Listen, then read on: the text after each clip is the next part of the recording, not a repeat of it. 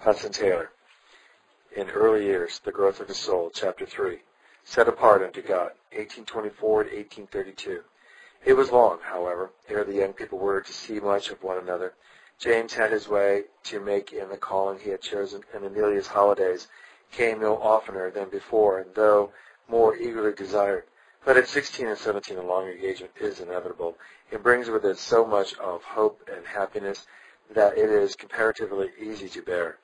When the young apprentice returned to Rotterdam, it was with stronger incentives than ever to do well. There was new zest in business and study, and the blessing of the Lord so filled his heart that it could not but overflow to others.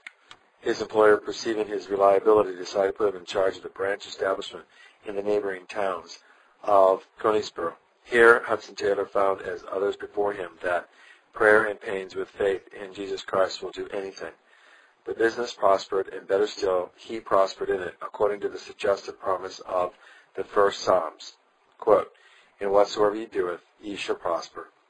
Psalms 1:3 RV. Unquote. With comparatively little leisure in the years that followed, he had a growing love for study, especially for a kind that would throw light upon the Word of God. The Bible was his chief delight, and he longed to share the wealth he found in it with others.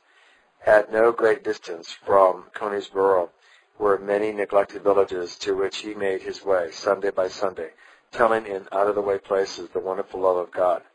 He could not but speak, for his own heart was brimming over, and not a few among his hearers were awakened and blessed, seeing which, the authorities of the church to which he belonged recognized that the lad was called to this much-needed ministry, and at 19 years of age, his name was added to the list of Barnsley local preachers, of whom his grandfather had been the first.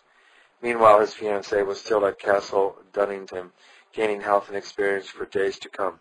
Constant reading kept her mind bright, and regular correspondence cultivated a habit of rapid, easy writing of more value than she could suppose at the time. Her letters were full of interest and did much to encourage the one who received them, as he took up on his own account the responsibilities of life. His apprenticeship over James Taylor had returned to Barnsley, and with money advanced by his father, rented one of the best shops in town. It was a step of faith, for 21 Cheapside was a serious undertaking for so young a man.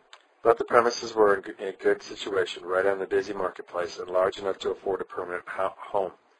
One of his sisters took charge as housekeeper for the time, leaving him free to devote his energy to business 6 days a week and do his preaching appointments on Sunday. At least as much work and prayer were given to the shop as to his sermons, with the result that he succeeded in both and became known as a reliable man of affairs, as well as a helpful, popular preacher throughout the circuit. At length, after years of uphill work, the way seemed clear before him. He was able to repay his father's loan, and with a home and sufficient income of his own, felt he might claim his bride.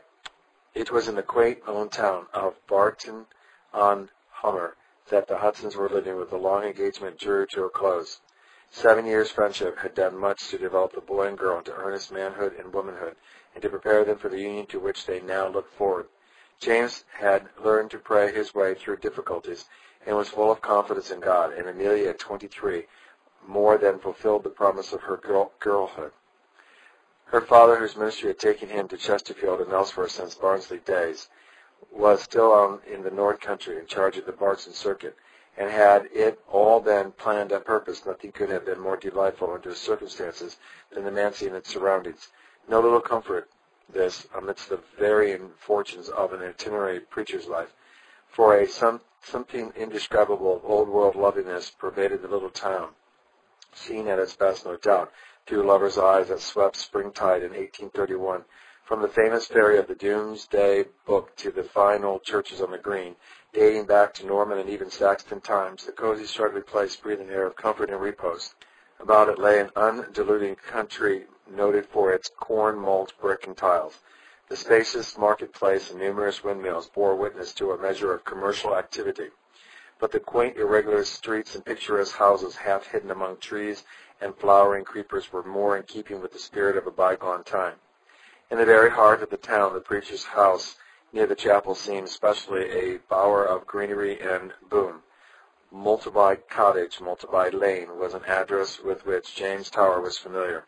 but even he can hardly have anticipated the charm of that sheltered home. Within the high old-fashioned wall lay a spacious garden with its lawn and flowers, its fruit trees all in blossom, and a green field beyond where quiet cattle fed. Looking out upon his pleasant scene stood the square red brick house covered with creepers, whose wide windows welcomed the sunshine and almost made the lower rooms seem part of the outdoors. A sweeter spot could hardly be imagined for a home-like happy wedding, nor a more charming bride than the minister's daughter whom James Taylor had loved so long. Here, then, they were married on April 5th, 1831, in the beautiful church of St. Mary's just beyond the trees. Busy and happy were the days that followed when Amelia found herself again in Barnsley. The John Taylors were still living in the house on Pitt Street, and both there and in the chapel. The welcome she received was warm and true. And the more she became known among her husband's friends, the more she was loved for the sweet spirit that seemed to have no thought or conscience of self. Intellect and attractive as she was, there was no desire to shine or make an impression on others. Her voice alone would have brought her notice, but there was a shrinking from display of this or any other gift. Yet she enjoyed society, loved to see others admired, and was so good a listener that men and women alike found her companionship delightful. But it was the chemist's home on the marketplace that really saw her shine. There the qualities that made her an ideal wife could not be hidden, and James Taylor most often have realized at his own fireside the truth of that word, quote, "Whosoever findeth a wife findeth a good thing, and obtaineth favor of the Lord," unquote.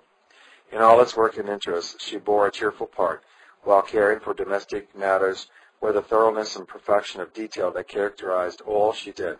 Her, quote, class, unquote, of 40 or 50 lads felt the influence of her sympathetic prayers only less than the girls who became her special care, and one of the joys of her early married life was an old-time revival in the chapel that resulted in the conversion of many of the young people.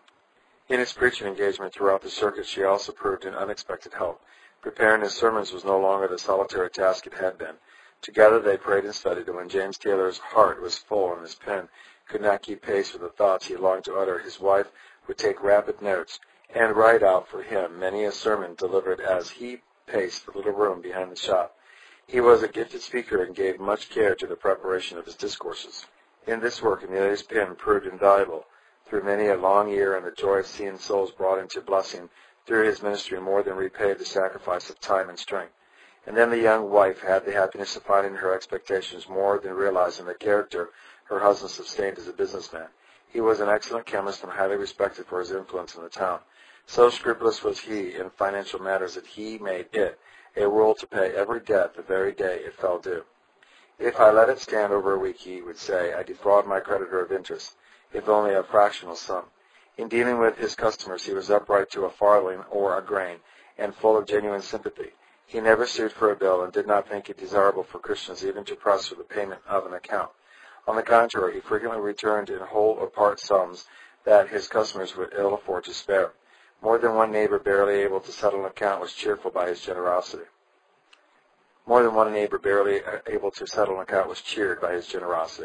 "It's all right, John," he would exclaim. "We'll send the bill up to heaven and settle it there." Genteel and kindly to all, he was specially so to the poor and to strangers in sickness or trouble. A foreigner or traveler far from home could always find a friend in the busy chemist.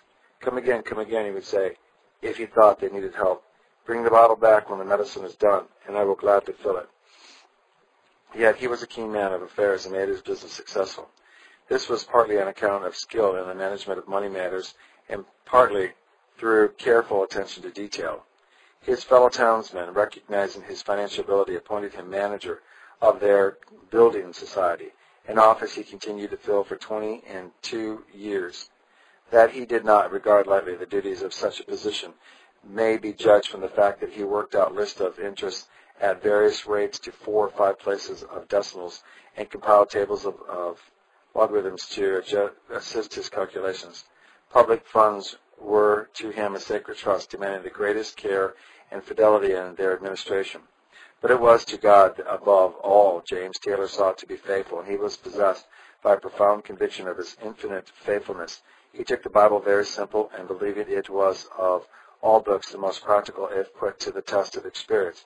In this, too, he met with fullest sympathy from the young wife who was herself so loyal to the Lord. On a day they could never forget, in their first winter together, he sought her Bible in hand to talk over a passage that had impressed him. It was part of the 13th chapter of Exodus with the corresponding verses in Numbers. Sacrifice unto me all the firstborn are mine. Mine shall they be, set apart unto the Lord. Long and earnest was the talk that followed in view of the happiness to which they were looking forward to. Their hearts held back nothing from the Lord. With them it was not a question of how little could be given, but how much. Did the Lord claim the best gift of his own giving? Their child was more than their own for being his.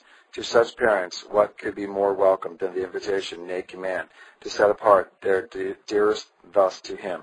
And how precious the divine assurance, it is mine, not for time only, but for eternity.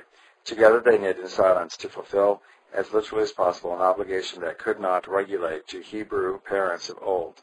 It was no ceremony to be gone through merely but a definite transaction, the handing over of their best to God, recalling which the mother wrote long after, quote, this act of consecration they solemnly performed upon their knees, asking for the rich influence of the Holy Spirit, that the firstborn might be set apart indeed from that hour, unquote. And just as definitely the Lord responded, giving them faith to realize that he had accepted the gift, that henceforth the life so dear to them was their own no longer, but must be held at the disposal of a higher claim, a deeper love than theirs.